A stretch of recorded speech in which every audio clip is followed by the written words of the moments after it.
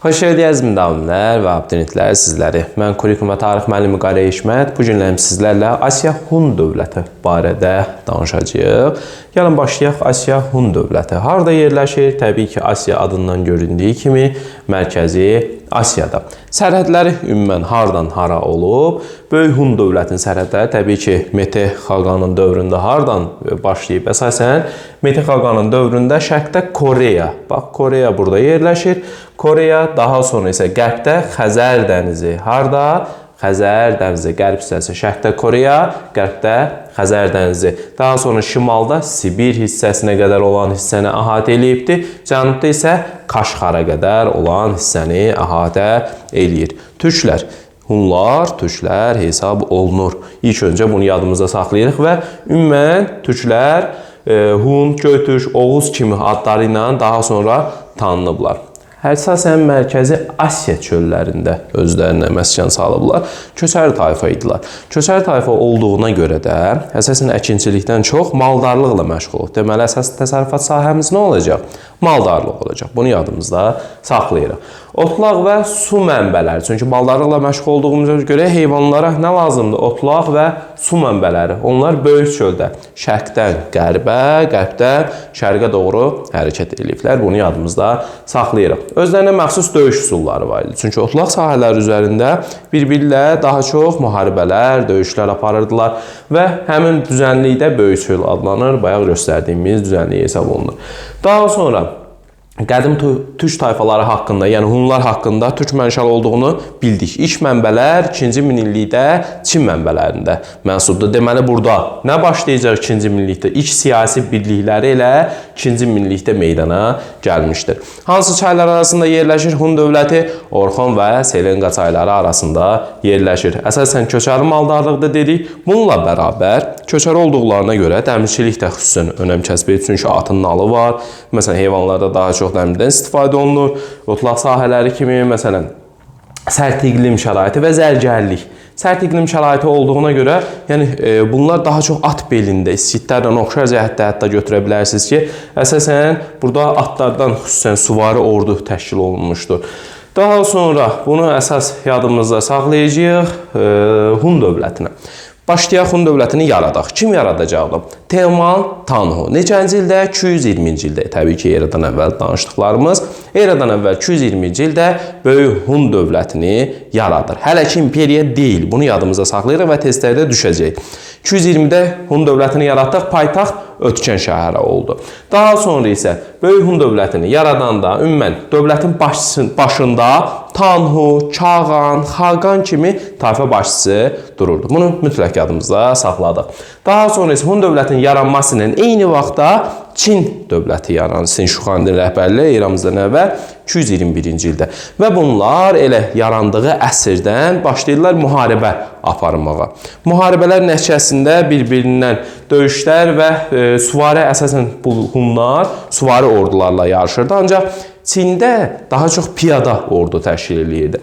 Ona görə də düşməni zəiflədəndən sonra həmin Hunlar əlbəyaxa döyüşə girirdilər. Əsasən, bu Çin hökmdarı Sin Şuxandi bunlarla tab gətirə bilmədi. Buna görə də eramızdan əvvəl 214-cü ildə Böyük Çin səddini inşa etdirdi. Neçənci ildə? Eramızdan əvvəl 214-cü ildə. Yəni, bu dövrümüzə gəlib çatmış Çin səddi deyil. Yenə də Hunlar həmin Çin səddinin zəif yerlərini tutub, məsələn, sağdan, soldan hamısı girirdilər, yenə də Çin dövlətini zəiflədirdilər. Yəni, Çinə yürüşlər təşkil edirdilər. Bundan sonra Asiya Hun dövlətinin ən qüdrətli hökmlarından danışacağıq ki, Mete xaqandan danışacağıq. Əsasən Mete xaqan və yaxud da Çağan deyə bilərik. Mərkəzi hakimiyyəti gələn kimi mərkəzi hakimiyyəti möhkəmləndirir. İslahatlar keçirəcəkdir. Dövləti möhkəmləndirmək üçün ordu islahatı. Əsasən bir dövlətin gücü nədən asılıdır? Qədim dövrdən və yaxud da müasir dövrdən. Təbii ki, ordudan asılıdır. Ona görə də ordu islahatı keçirir. İslahata əsasən süvari ordusu yaradır. 10-luq, 100'lük, minlik, 10 minlik, hətta bu dəqiqədə daha sonra bundan sonra bir neçə dövlət yaranacaq. Bunlar da hamısı Mete xaqanın həmin bu islahatından yararlanır. Orada nizam, intizam yaradacaq və düşməni lərziyə salan, fit çalan oxların düzəldilməsi kimin adından bağlıdır? Metex xaqanın adından bağlıdır. Bunu mütləq yadımızda saxlayaq. Mərkəzi Asiyada bütün 26 tayfanı öz hakimiyyəti altında birləşdirəcək. Deməli, Nağarda 26 tayfanı öz hakimiyyəti altında birləşdirir və hətta Monqol və Tibet tayfalarını da özündən asılı vəziyyətə salır. Çinə bir neçə dəfə yürüşlər təşkil edir. Həmin yürüşlərdə eramızdan əvvəl 200-cü ildə baş vermişdir.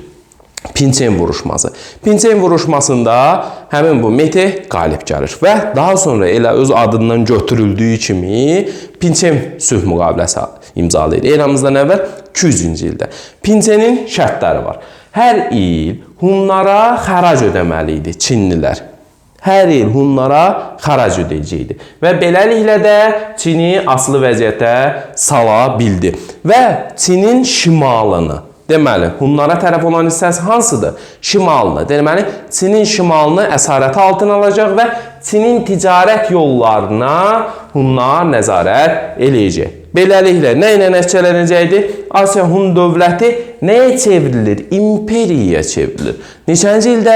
Eramızdan əvvəl 200-cü ildə. Və Böyük İpək yolu artıq Hunların nəzarəti altına keçir. Çin mənbələrində Metex xaqanı necə adlandırırlar? Əsasən yadımızda saxlayaq. Tanrının yer üzərindəki siyasi təmsilçisi və yaxud da Tanrı qutu. Oğuznamələrdə necə adlandıracaqlar? Oğuz xaqanı adlandıracaqlar. Bunu yadımızda saxlayırıq.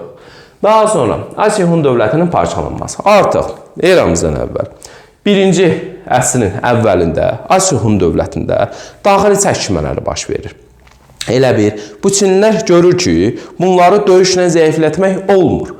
Nəyə əl atırlar? Nikah diplomatiyasına. Yəni, daha çox qızlarını Hun sərkərdələrinə ərə verirdilər. Belə sözlə desək daha yaxşı olar. Və həmin nikah diplomatiyasından başlayırlar ki, o Çin qızları da gəlir bunların döyüş taktikalarının hamısını öyrənir, gedir öz dövlətinə deyir. Bundan da arasında elə çaxnaşmalar yaradır. Çünki nəyə görə xanımlar ümumən çaxnaşma yaradacaqdır. Ümumən, bununla da dövləti əsasən nə verəcəklər? Nə edəcək? Parçalanmağa başlayacaq. Eramızdan əvvəl 58-ci ildə birin sərkərdəsinin adı anası Çinlidir, bir sərkərdənin adı şahzadələrdən. Birinin anasının adı Türkdür. Bunlar arasında mübarizə gedir. Bunlar, deməli, Böyük Hun dövləti imperiyası iki hissəyə parçalanır. Şərqi və qərbi. Qərbinə başçılıq eləyəcək Tsitan Hun. Bu anası türk olandır. Bir hissəsinə də, şərqinə də başçılıq eləyir. Çinlərdən asılı vəziyyətə düşən anası Çinli olandır. Bu qərb Hunları, deməli, şərq Hunları Çindən asılı vəziyyətə düşür. Amma qərb deyil. Qərb gedir qərb tərəfə. Orada gedən kimi hansı ərazilər özünə tabe eləyəcək? Mərkəzi Asiya, İstiqlal gölü Tanrı dağlarının şimalı. Bu hissələri, belə deyim, Tsitan Hun özündən asılı vəziyyətə salır. Elə amma həmin ildə, 36-cı ildə gəlir Çinlilər bunları süquta uğradacaq.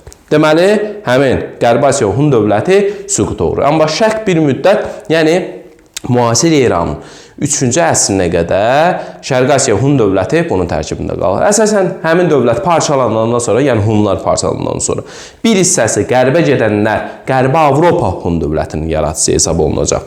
Cənuba düşənlər Ağ Hun dövlətinin yaradıcısı hesab olunacaq və yerində qalanlar isə sonradan Göytürk dövlətinin yaradıcısı hesab olunacaqlar. Bunu yadımızda saxlayırıq əsasən və bir də yadımızdan çıxdı bayaq Pinçen müqaviləsini imzalayarkən Çin hökmdarı məktub göndərir Metex xaqanın yoldaşına. Və həmin bu yoldaşının da sözünü, belə deyim, yerə salmır Metex xaqan. Bu da türklərlə Şumerləri, yəni Hunlarla Şumerlərdə oxşar zəhət götürə bilərik ki, qadınlara üstün mövqe tuturdular. Əsasən söz demək haqqına sahib idilər. Bunu xüsusən yadımıza saxlayırıq. Daha sonra nə edəcəyik? Əsasən bunlar parçalandı, getdi. Hunlarda idarə etmə sisteminə baxırıq. Hunlarda idarə etmə sistemi dövləti el adlandırdıq. Niyə görə? Yurt, yuva, el, obamız belə yadımızda saxlayaq. Yəni, dövlət və xalq dayanırdı ümumən dövlətin təşkilində. Daha sonra digər türk tayfaları olduğu kimi hökmdar hakimiyyətinin Tanrıdan gəldiyinə inanırdılar. Məsələn, Şumerdir, Misirdir, oxşar cəhət götürə bilərik. Bunu mütləq yadımızda saxlayırıq və Hun tanrıları göy tanrının yer üzərindəki nümayəndələri hesab olunurdu. Hakimiyyət də təbii ki, elə Teomanın oğlu Mete gəldiyinə görə deyə bilərik ki, irsən keçirdi. Ümumən döyüş taktikasında əsasən süvari ordu təşkil edirdi. Bunda İskitlərlə oxşar cəhət götürə bilərik. Daha sonra isə Mərkəzi Asiyada ümumən Hunlara aid qəbirlər tapılıb və həmin qəbirlərdən nələr tapılacaq? Zərgərlik məmulatları, heyvan fiqurları, qılınçlar. Bu da nəyi göstərir? Axirət dünyasına inamın olduğunu göstərəcək. Göy tanrıya sitayiş edir. Yəni Hunlarda çox tanrıçılıq olub. Bunu yadınızda saxlayırsınız. Günəş ay tanrılarına xüsusən yer tutacaqdı və ümumən bəzi kinolarda, məsələn, Səlahiddin Əyyubun kinosunda da qeyd olunur qut verib. Yəni Allah tərəfindən buna Tanrı tərəfindən qut göndərilibdir.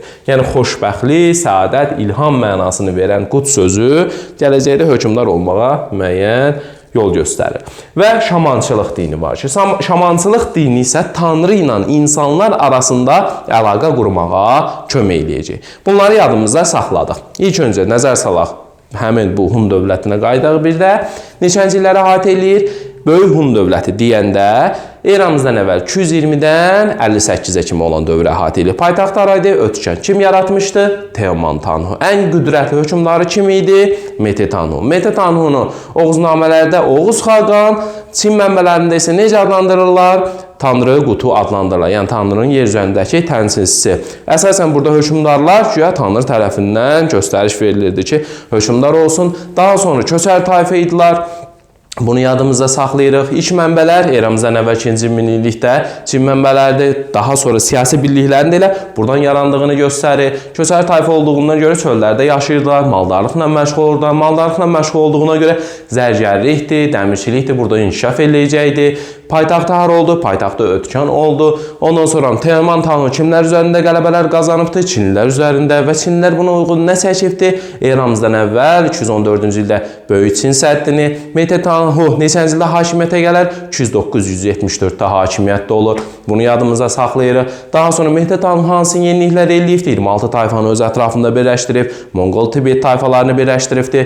Daha sonra ayrı nə yadımıza saxlayacağıq orada? Fit çalan oxlar düşməni ləziyə gətirən oxların düzəldilməsi Mete Tanhu'ya aiddir. Onluq, yüzlük, minlik, 10 minlik ordu sistemi, süvari sistem və ordu islahat keçirib. Bunu yadımıza saxlayırıq. Pinçen sülh müqaviləsi eramızdan əvvəl 200-cü ildə. Bunu yadımıza saxlayırıq. Çinlər hər il xərac ödədi. Daha sonra isə həmin ticarət yollarına nəzarəti ələ keçirdilər. Bunu yadımıza saxlayırıq. Ondan sonra 58-ci ildə dövlət ikiyə parçalandı. Qərbi Asiya, Şərqi Asiya. Qərbiyə kim başçılıq eləyirdi? Tanhu başçılıq eləyirdi. Şərqə kim başçılıq eləyəcək? Anası Çində olan şahzadə elə birbaşa Çinə tabi olur. Amma Qərb Hunlar nə vaxt süqut elədi? 36-cı ildə süqut eləməmişdən qabaq hansı ərazilər tutdular? Mərkəzi Asiya, İstiqqıl gölü, Tanrı dağlarının şimalı. Daha sonra həmin qərbə gedənlər Qərbi Asiya, Qərbi Avropa Hun dövlətinin yaradıcısı olacaq. Aşağı düşənlər Axun dövlətinin mərkəzdə qalanlar sonradan Göytürk dövlətinin yaradıcısı hesab olunacaq. Həmin Şərqi Asiya Hun dövləti Çin nəzarətindən sonra biraz sonra çıxır, yenidən təzədən nəzarət altına keçir. Amma Çinlər bunları nə vaxt süqut olacaq? Müasir İranın 3-cü əsrində. Din olaraq nə idilər? Çox tanrıçılıq. Şaman nədir? Tanrı ilə insanlar arasında əlaqə yaradandır. Türklərdə dövləti necə adlandırırlar? Elə adlandırırlar. Çünki xalq tərəfindən belə deyim, vəhv edilir. Daha sonra Tanrının yer üzərindəki təmsilçisi adlanırdı. Böyük Hun dövlətinin başçısı Göy Tanrıya sitayiş edirlər. Günəş ay tanrılarına sitayiş edirlər. Daha sonra hakimiyyət irsən keçirdi. Bunları yadımızda saxlayırıq. Bu Böyük Hun dövləti haqqında sizə məlumatımız oldu. Əsasən böyük dövlətlərlə, məsələn İskitdir, Mannadır, daha sonra deyək Misirdir. Bu dövlətlərlə oxşar və fərqli cəhətlərində həmin dərsdə özünüz ortadan çıxardarsınız, belə deyim də, nəzər salarsınız bunlara. Gələcək dərslərimizin izahı üçün təbii ki, Kurikumatdan xətt tarix, Hatdan xətt tədrisi Instagram hesabı və YouTube kanalı ilə bizimlə əlaqə saxlaya bilərsiniz. Dərslərimiz davamlı şəkildə YouTube kanalında yerləşdiriləcək.